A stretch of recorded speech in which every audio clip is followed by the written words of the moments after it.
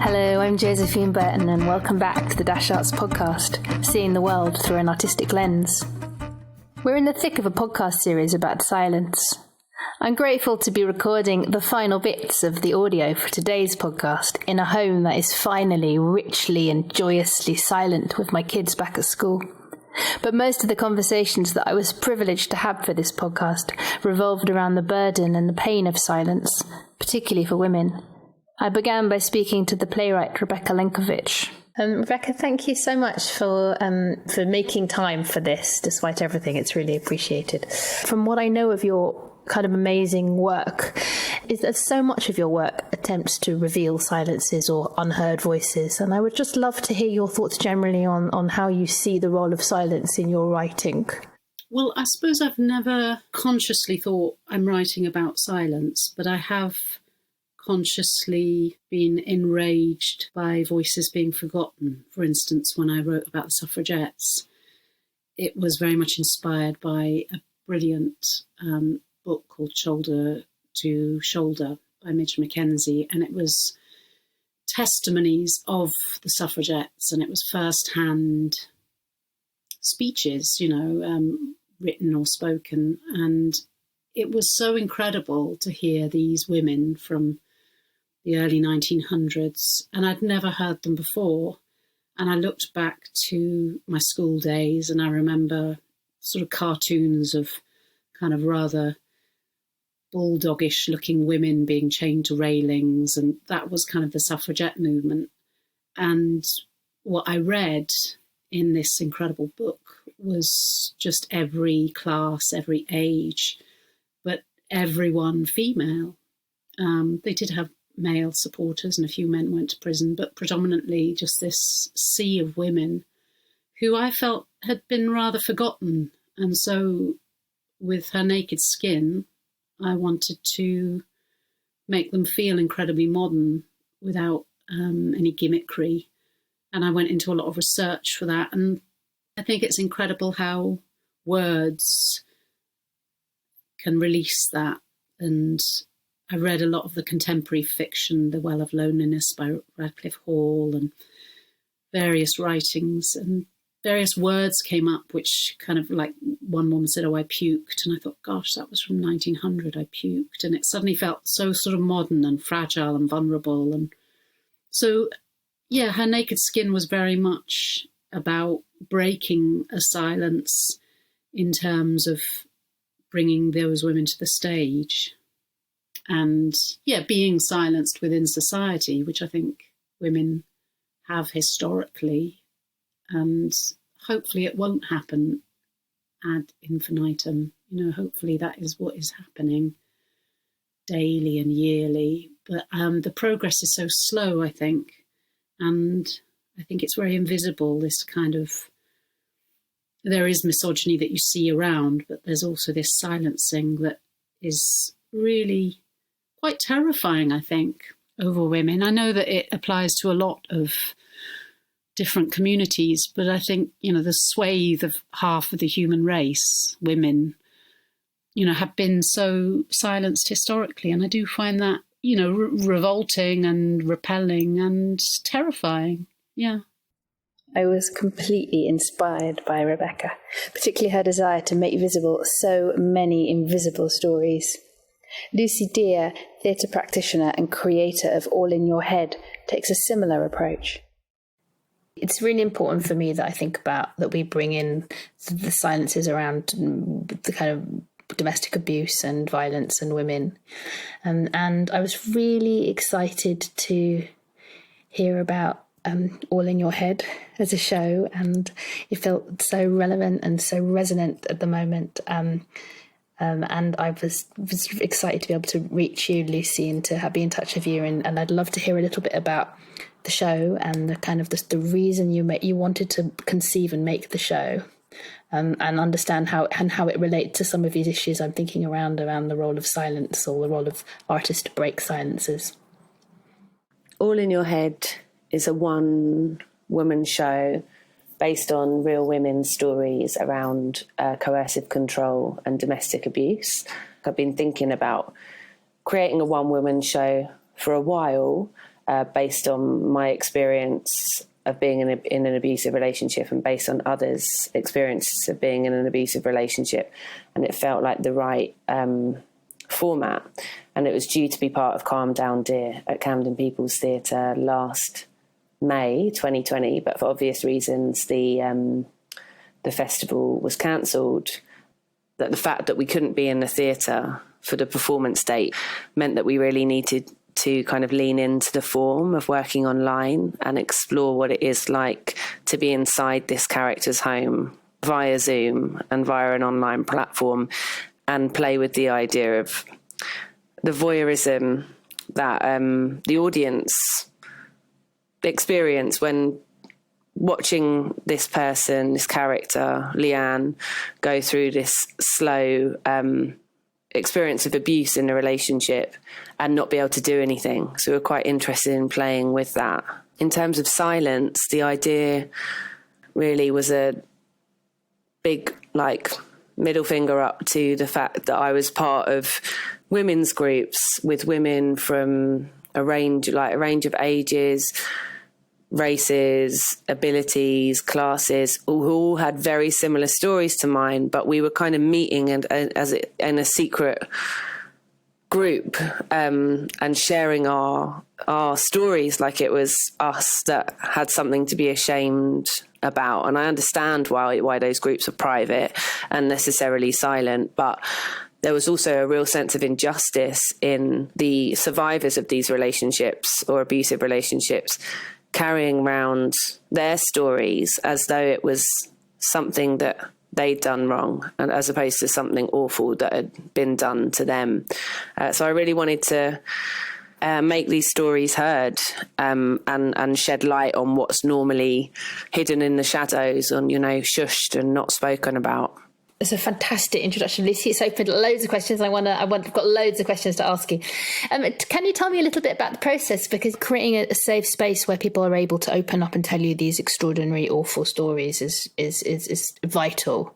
And I'd love to hear a bit more about, what was the environment? How did those stories emerge? But it sounds like there may have been some reticence on behalf of people, wanting to share with you, perhaps, but being a bit concerned about putting them out in the open. Yeah, well, I guess it's dangerous to do that. There's a reason why all of the women that I met in the groups were in those groups, and why they did have to meet in private, because they've all been in abusive or violent relationships. So things needed to be kept secure and anonymous. And that's why when I was gathering stories and asking women questions about their relationships, we were absolutely clear from the beginning that we would always treat their stories anonymously. But what was great and unexpected is that since speaking to some of the survivors afterwards, lots of them found the process of contributing their story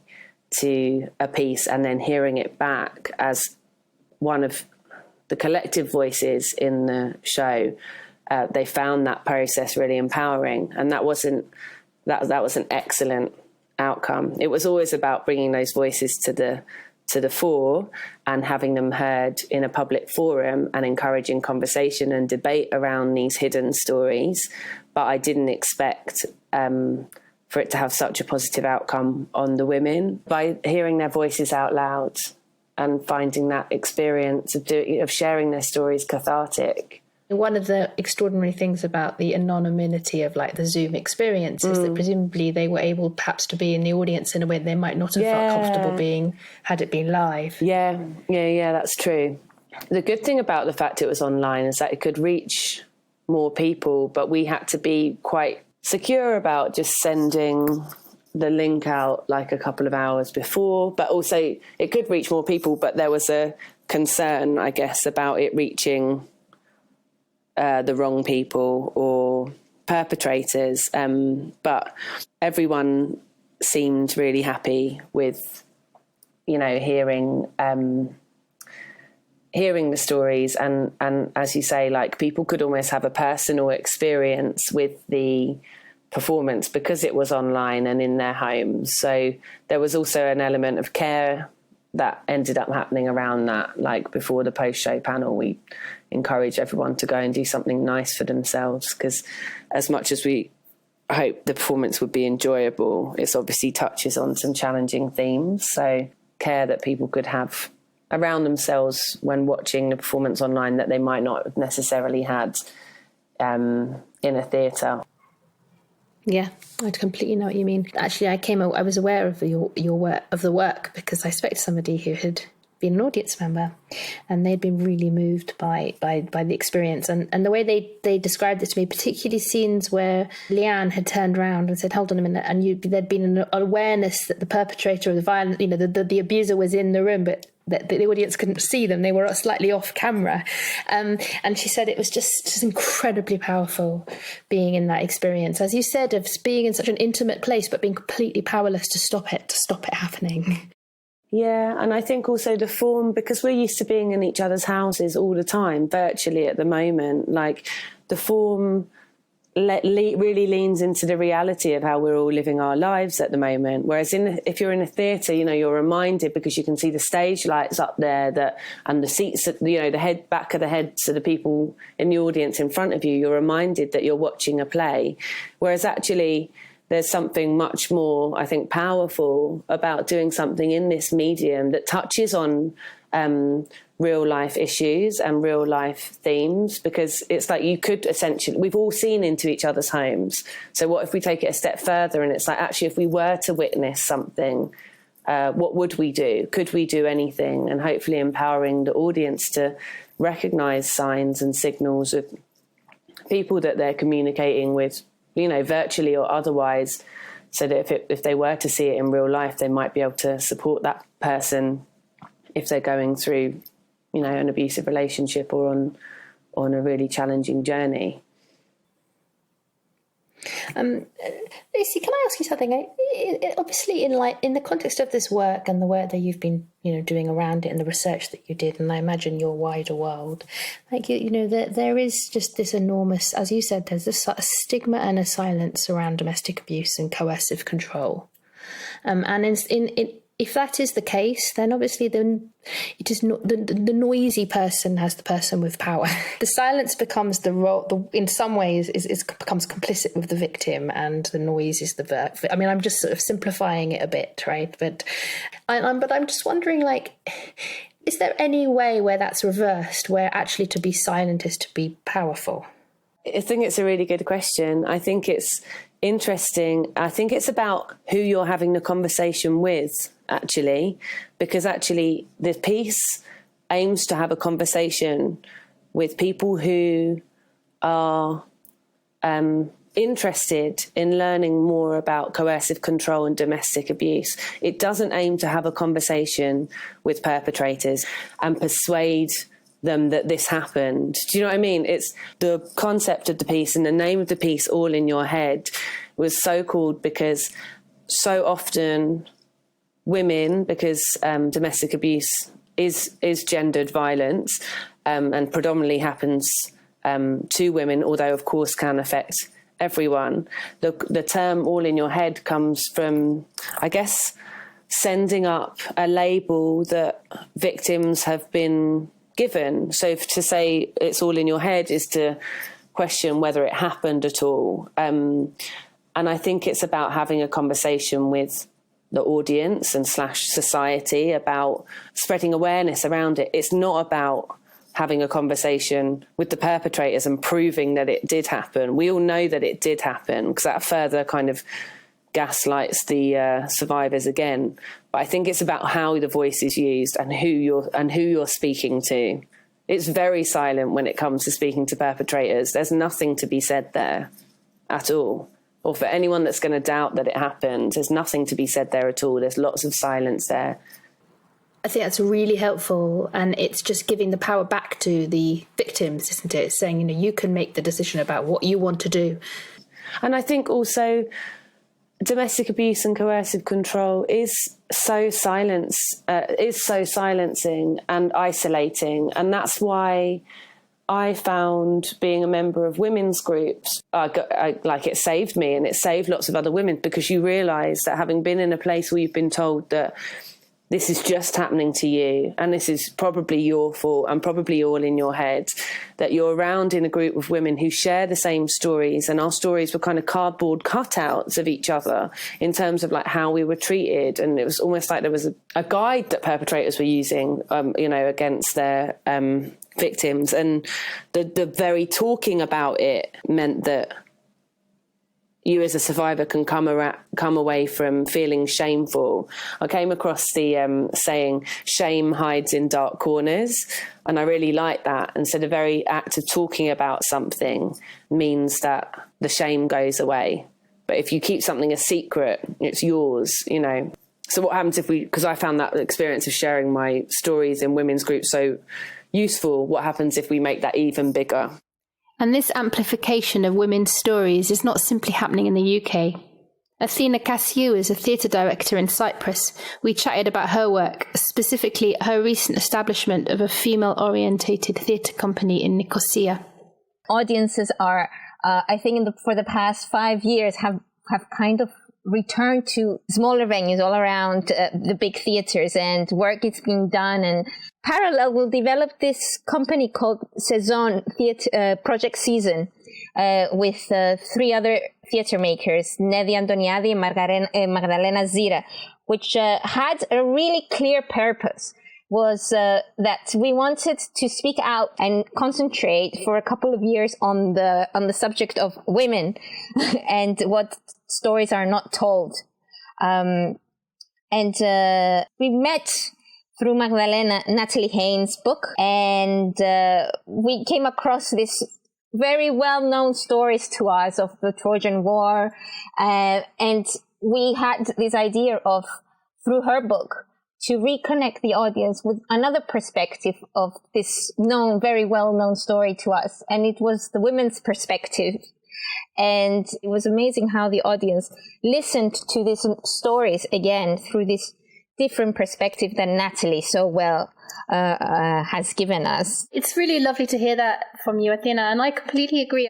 Education, I'm a classicist, and I think culture just... the culture that I learnt in, it just never really opened up so many of these questions about why these women's voices are so silent. And we've never really thought about it. And I think it was probably Mary Baird's book, like that really recently, her book about power, women and power. Yep. It was just this sudden realization that I had to rethink everything that I'd learned, everything that I'd read and studied had just silenced this half of the population.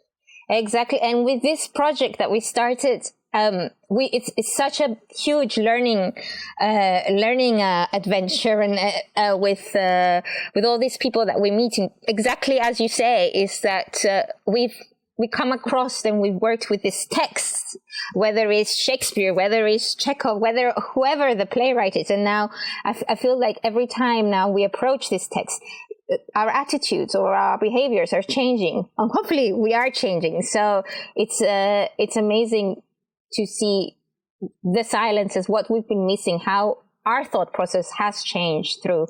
And we have, I love the work of Carol Churchill. And I think I never realized how powerful her work is and how she has a really clear purpose. And I introduced the work here. And only now I understand why I related so much to her work and why I felt it was necessary for her work to be staged. I think now I'm starting to put the words together why it was so important and how I related with this playwright. Athina, as a director, is so clearly careful about the choices she makes and the impact of those choices. I spoke to Rebecca in March about this responsibility when the UK was reeling from the recent murder of Sarah Everard. Do you feel, because you have a voice or a platform, thanks to the sort of success of your writing, do you feel that you have that therefore you carry a responsibility to break those silences? I do. I didn't at first. At first, I just sort of revelled in the writing, and I thought writing about my dysfunctional love life was enough and funny and wonderful. And as the years have gone by and I've seen more injustice, and I've felt injustice, from age 2 onwards, I don't mean it's a new thing, but I think as an adult, you do feel if you have a voice, then you need to use it. I mean, this has been an incredibly dark week for women, and you hope that with the tragic death of Sarah Everard that things will improve. But society has been cruel to women ad infinitum, and it's kind of just hard to know when that will stop. So I suppose in my youth, I kind of took it as a given, and rebelled against it and kicked against it. Now, in my middle age, I think it's very important to write about it, yeah. What I also love about your writing, Rebecca, and I've been thinking about Ada, what I absolutely love is that you brought silence. You kept some of those silences. Is that something that you think is connected, or am I just reading too deeply into the cinematography? Well, there's a lot of silence in Ida, and a lot of that is Pavel Pawlikowski, because he wanted it to be a very quiet film, in terms of huge seismic emotion, but there is quietude there. And I suggested that we concentrate more strongly on these two women because their relationship was, the heart of it. And the silence of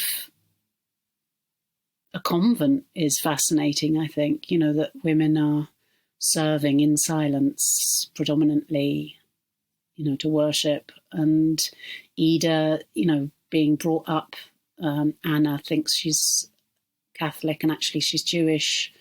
And for her to find out the brutality of her past, the Holocaust kind of haunts me. And in a way, I always think the images, or documentaries are the most powerful because it's sort of beyond words what happened. And so I suppose silence was integral to it because the loss was so huge.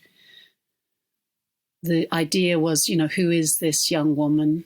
And what is blood? Because she hasn't known any of her blood, but yet it's in her. What is family? Huge questions, for someone who's been severed from a family group.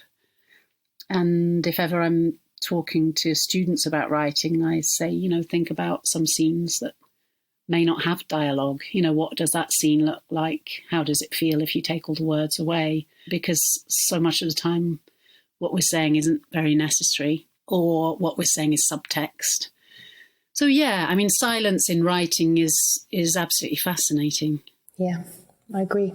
I love that you brought in Sarah Everard. It's so, in the way that the work that you're doing ends up becoming incredibly topical and resonant in a way, in ways that you never, unfortunately, never imagined. Do you think a little bit about areas that are kind of no-go areas in your writing, places that you just feel that actually you can't touch because it's just considered it would just be problematic? Yes, I do. And there are certain things in my life that I won't write about. Mostly because I haven't worked them out myself, and I haven't worked out how to process them. During this lockdown, I'm having therapy properly for the first time, which has been interesting. I grew up in a very, very warm family, but we were never very far away from, a lot of dark stuff going on. And it was a very loving, warm, brilliant mother, brilliant siblings. But I suppose by the time I was 15, I had known at least 4 women around me, or girls, who had suffered from abuse or rape, and that's a lot of people in your totally close circle to know by the time you're 15. And now, I'm 52, I have handfuls of women that have suffered that way. And, the silence in that, and I haven't gone away from your question about myself because it is related to that, the silence in that, the need to be silent is quite profound, and it's systemic, in terms of how we've dealt with these abuses, really, in society. There's such a sort of blame culture to do with women, or I shouldn't have done this, or I shouldn't have done that, or maybe I was provocative, or, and all of that. So there are areas in my life that I definitely would not go to.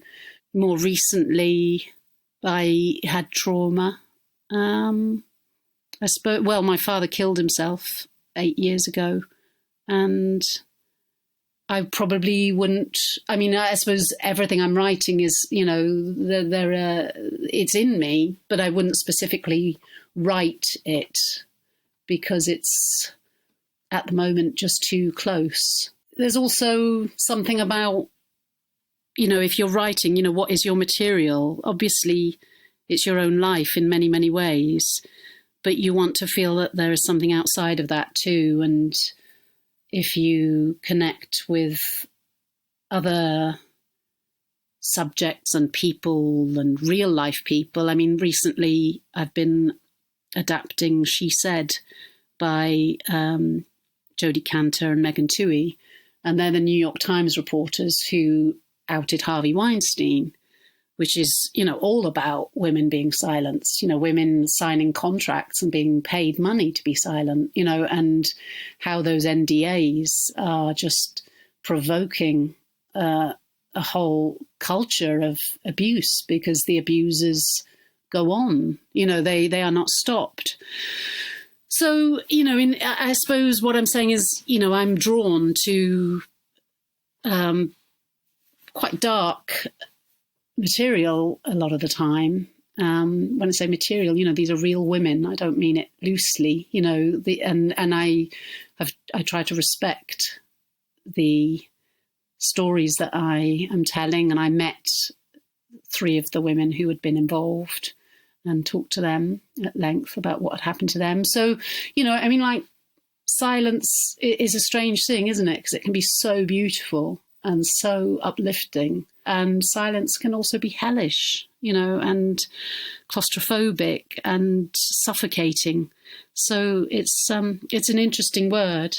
I completely agree. I felt it more and more this year, I think, during this year of silence. And I think you're completely right that it's a sort of poison chalice. It can be both extraordinary and powerful and abusive. Trauma and its aftermath is such an everyday part of life for so many women.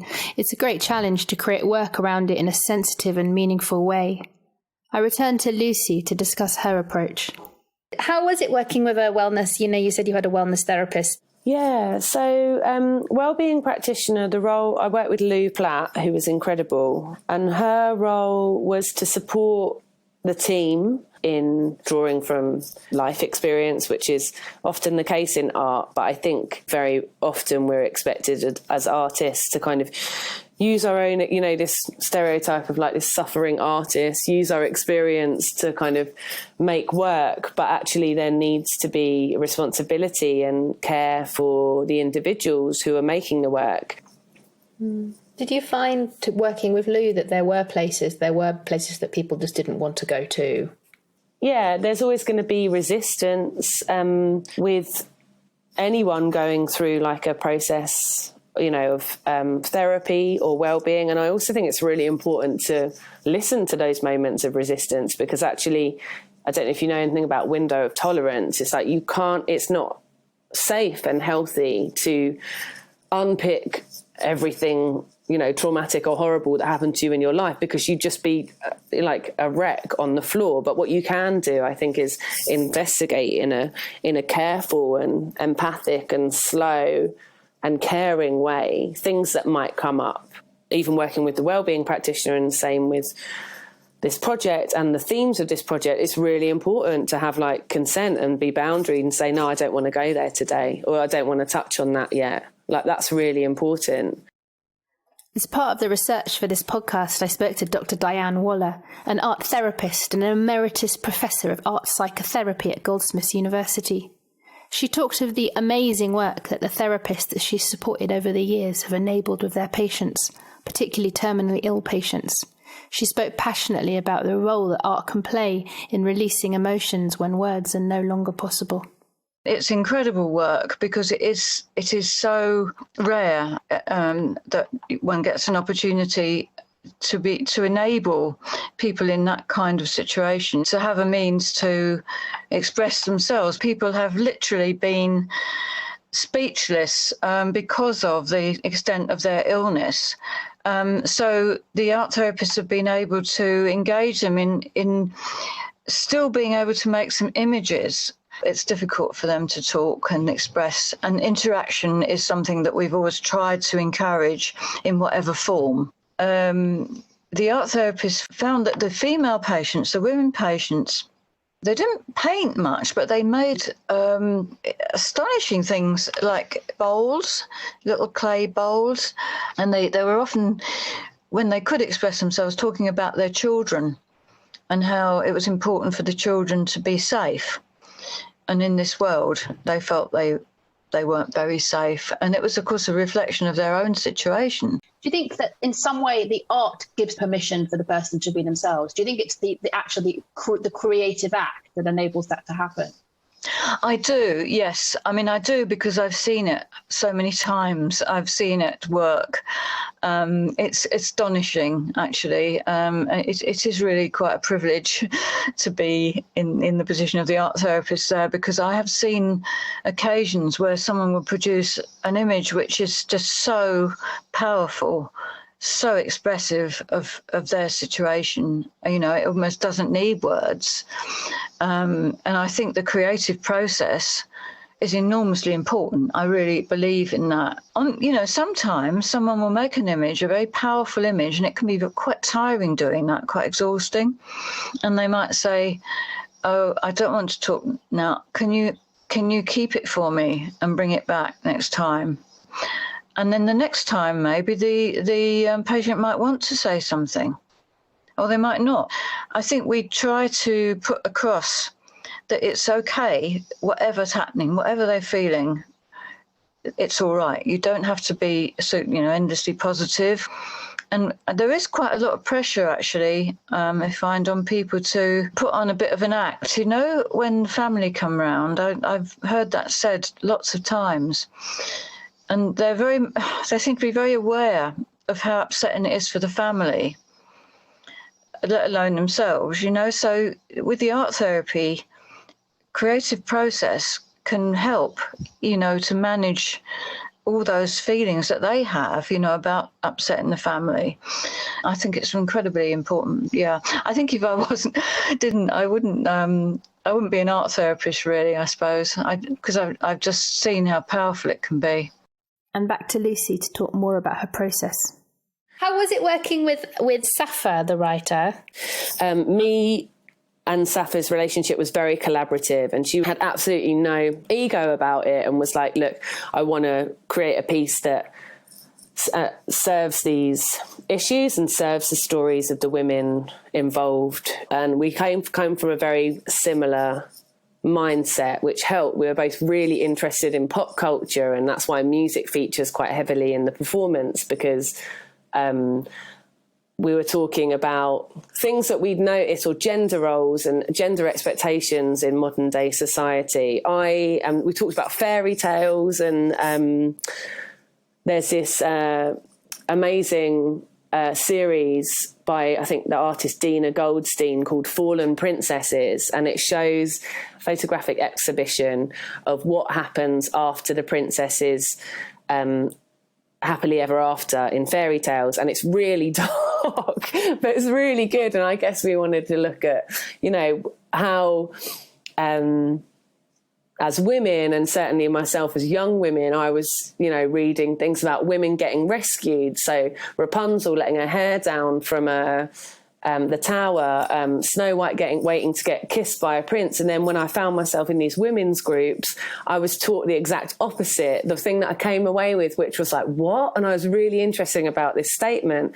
I was told to beware of the rescuer, It's like, beware of the rescuer. And it's very common for perpetrators to sweep their victims off their feet, which is, sweeping someone off their feet is a sentence we associate with falling in love, and actually say that they're going to make everything better, say about, all these false promises. So to come away with beware of the rescuer and think about fairy tales and like, hold on, what are we being sold in society and in pop songs that are really like high tempo and like, I don't know, Toxic, for example, by Britney Spears, like thinking about like that relationship is awful.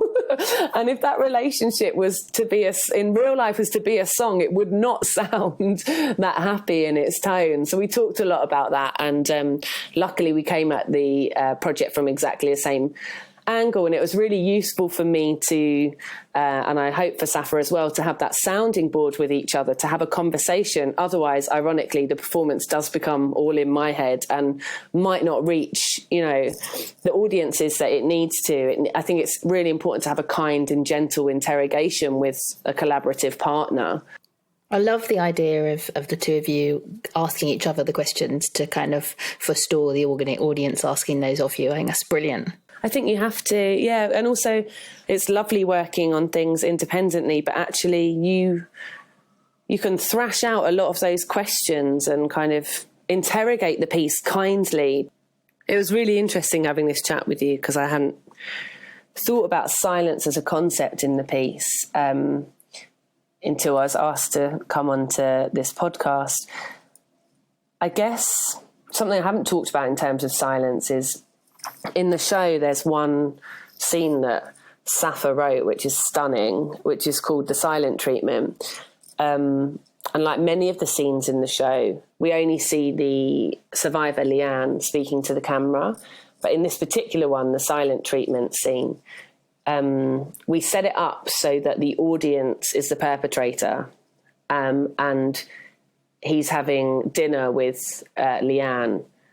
And throughout the scene, he says absolutely nothing. And we see her going on this merry dance to try and get him to speak and try and get him to reassure her that everything's okay, which goes from questioning him to feeling frustrated. It's in response to him turning up at her workplace and calling her like 30 times at her while she was in a meeting. We see her trying to make peace with this situation, with this person who just won't have a conversation with her. And the haunting thing about this scene, which is why it's so beautifully written, is that at the end she ends up apologizing.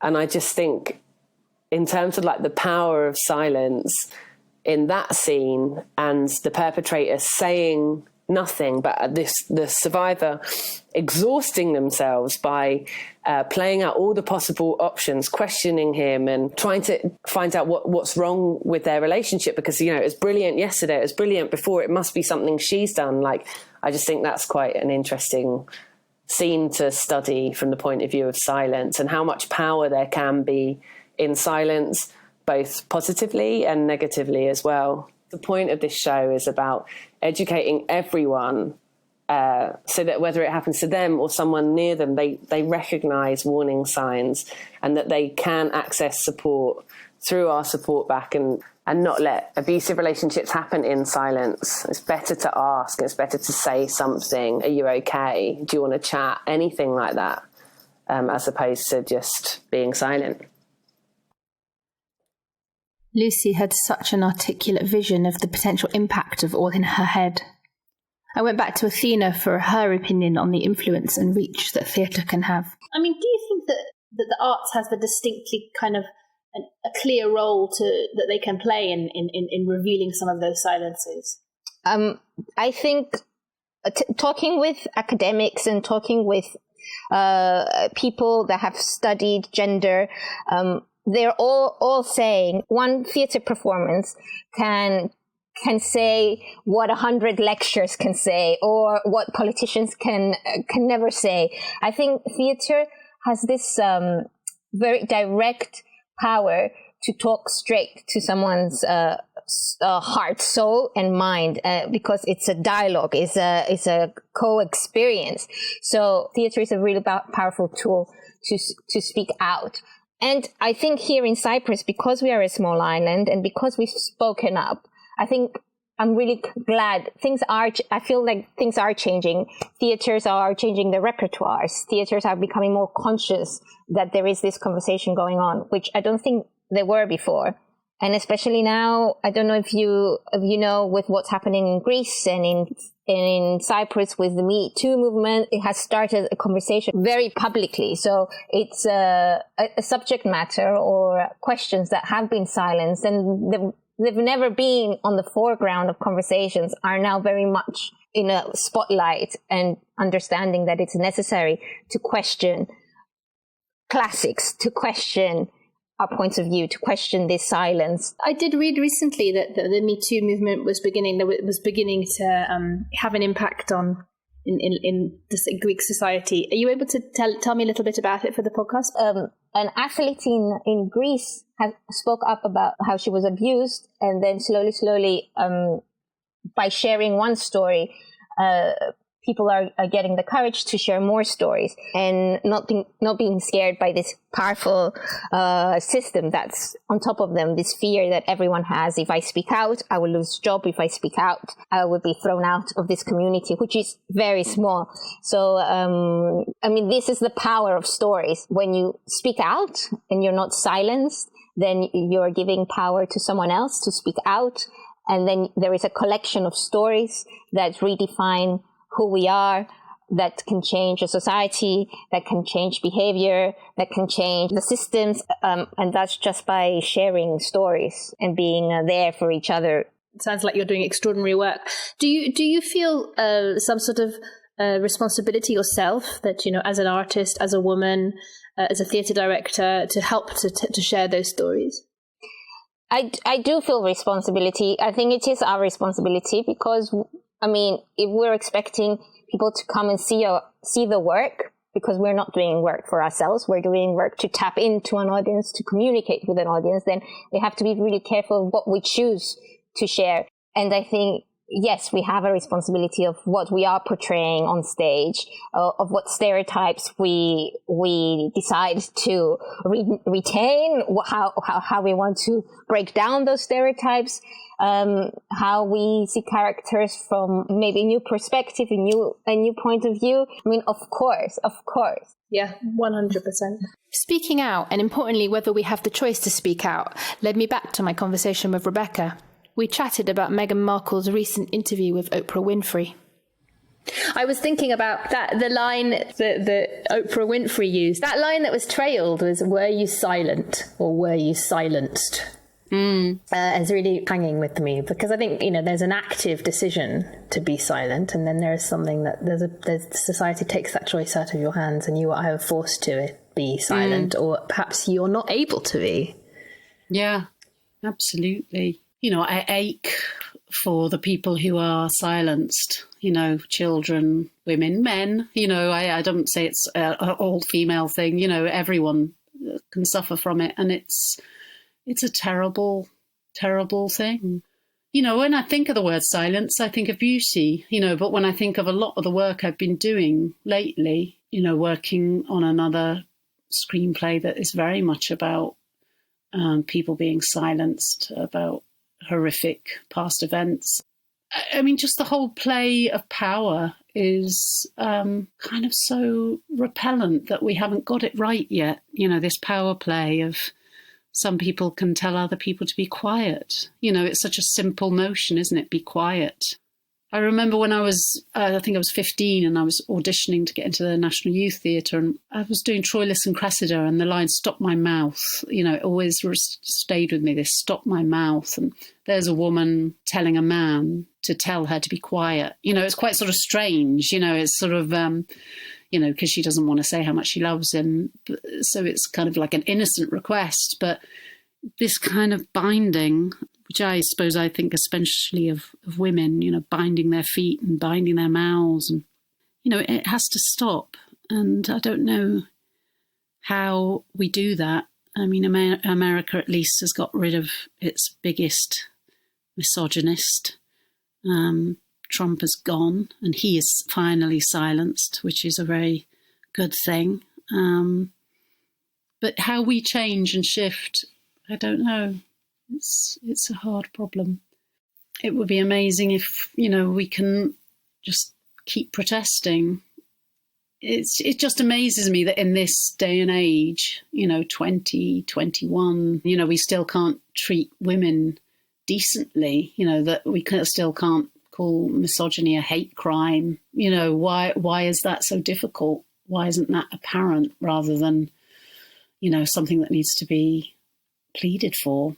But I mean, young women today, I think, are very hopeful and brilliant. Yeah, and they must shout, the roaring girl. We must all be the roaring girl and fight for our voices. My immense thanks to Rebecca, Lucy, Athina and Diane for their insights and commitment to speak out and enable others to do the same. We'll put links to their work in the show notes. Next time on the Dash Arts podcast, we'll explore the silencing of voices and cultures across national and political divides.